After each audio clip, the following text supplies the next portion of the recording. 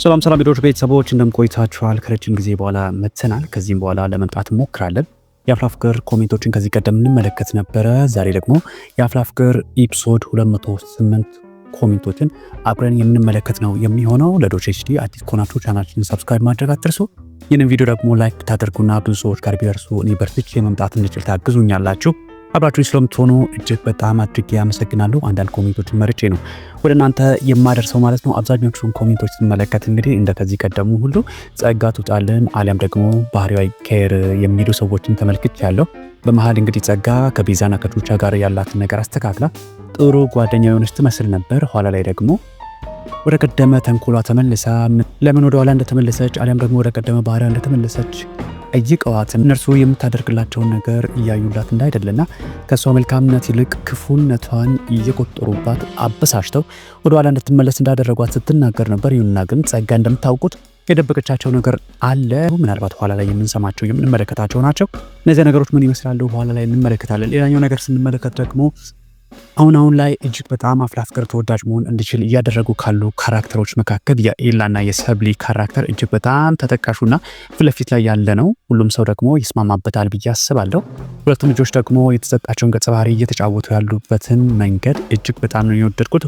በነገራችን ላይ ለሰብሊና ለኤላ ጥሩ አጋጣሚ ነው የሚል ዩናይትድ ኤፒሶድ በሚመለከት የተነሳ ሀሳብ ተመልክቻለሁ። ኤላና ሰብሊ ከዚህ ቀደም እንግዲህ እንደምታውቁት አንዳንድ ታሪኮች አሰልቺ፣ አድካሚና አፍላ ፍቅር ምናልባት መመልከት እንዳንችል ያደርግ የሚችሉ በጣም የሚደጋገሙ አይነት ነገሮችን ስንመለከት ነበር። ይሁንና ግን እነዚህ አዳዲስ ገጸ ባህሪዎች ከተጨመሩ በኋላ አፍላ ፍቅር ዳግም ደግሞ ተወዳጅነቱን አስፍቶ ነው የመጣው ብዬ አምናለሁ። ኤላና ሰብሊ ደግሞ ይህንን ነገር ከመምራት አንጻር ፊት ለፊት ያሉ ሰዎች ናቸው ብዬ ነው የማስበው። ሌላኛው ነገር እንመልከት።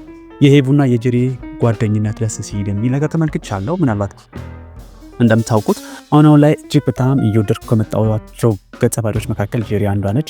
የጄሪን ካራክተር የምትጫወተውም ልጅ እጅግ በጣም ቆንጆ ነች። ደግሞም ካራክተሩ የምትጫወትበት መንገድ እጅግ በጣም በሚገርም አይነት ብቃት ነው። የእሷን የመተወን ብቃት እጅግ በጣም ማድነቅና ለዚያ ደግሞ ክብር መስጠት አስፈላጊ ይመስለኛል። ጄሪ እጅግ በጣም ጎበዝ ተዋናይት ነች። ይህች ልጅ ደግሞ እንደምታውቁት ዮአዳን ላይም እንደዛው በደንብ ራሷን ማሳየት የቻለችና ምናልባትም እዚያ ላይ ባሳየችው ብቃት እዚህ ጋር መምጣት እንድችል የሆነች አሁን ደግሞ የተሰጣትንም ገጸ ባህሪ በደንብ አድርጋ እየተጫወተች የምትገኝ ጎበዝ ተዋናይት ነች። በኋላ ላይ ደግሞ ገና ልጅ እንደመሆኗ ብዙ ነገሮች እንደሚጠብቋት በጣም እርግጠኛ ነኝ። በትናንትናው እንግዲህ ኤፒሶድ ምናልባት ትናንትና ወዲህ ነው ይህን ቪዲዮ ዘግቼ ነው የምሰራው፣ ምክንያቱም አንዳንድ ነገሮች ሊሳኩልኝ አልቻሉም ነበረ፣ መምጣት አልቻልኩም። እጅግ በጣም ይቅርታ መጠየቅ እፈልጋለሁ።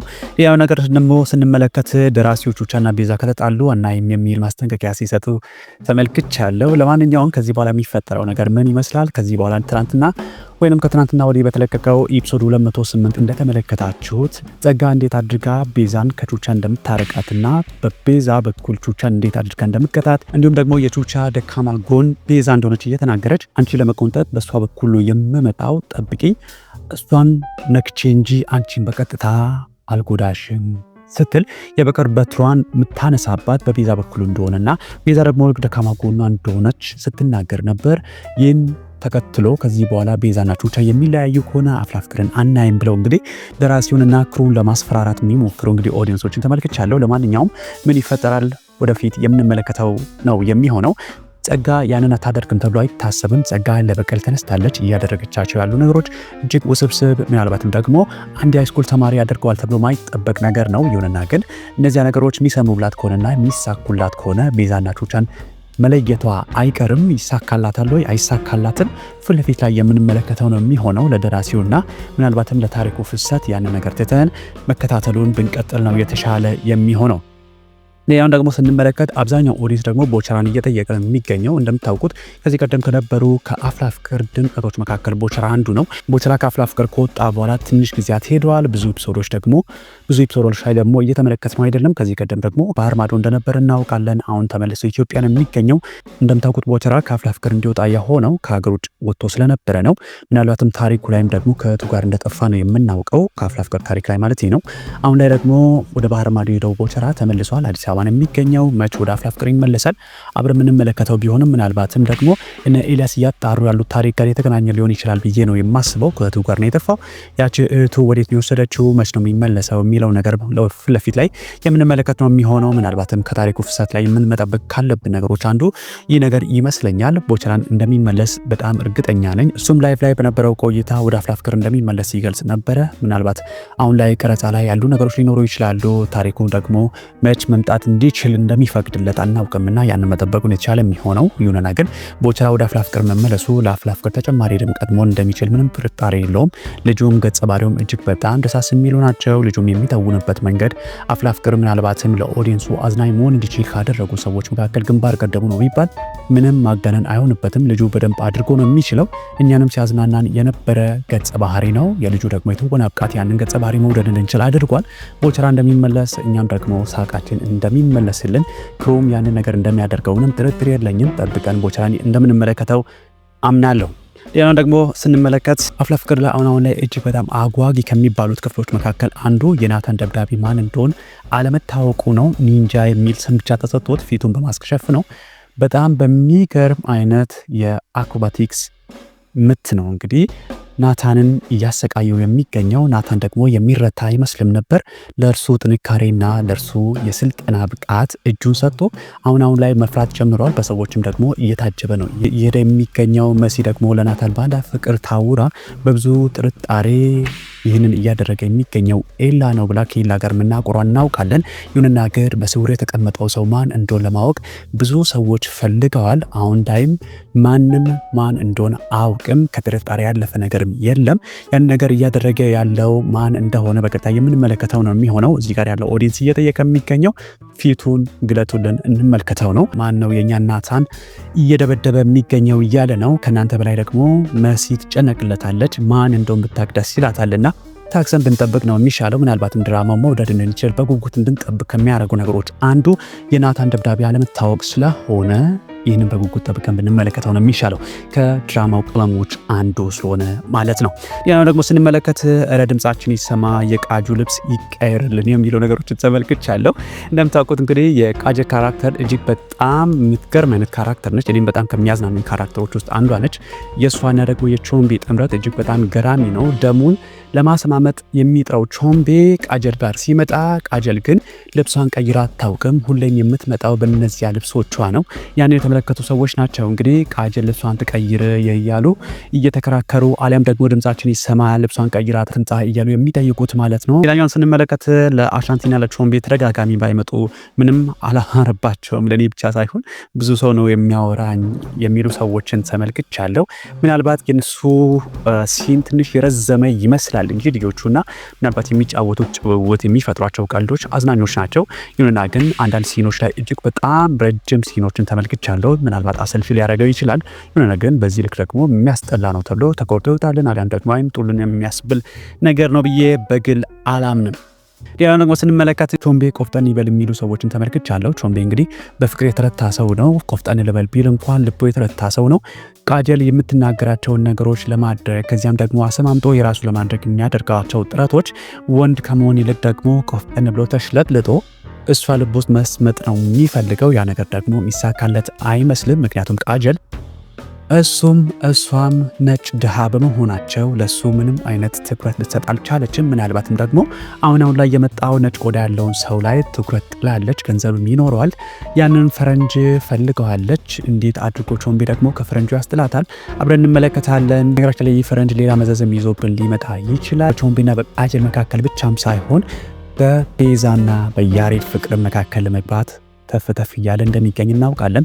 የኛ አንስቶች ደግሞ ለፈረንጅ እንደሚደነግጡ እናውቃለን። ያ ነገር ምን ሊሆን ይችላል? መጨረሻውን አብረን እንመለከታለን።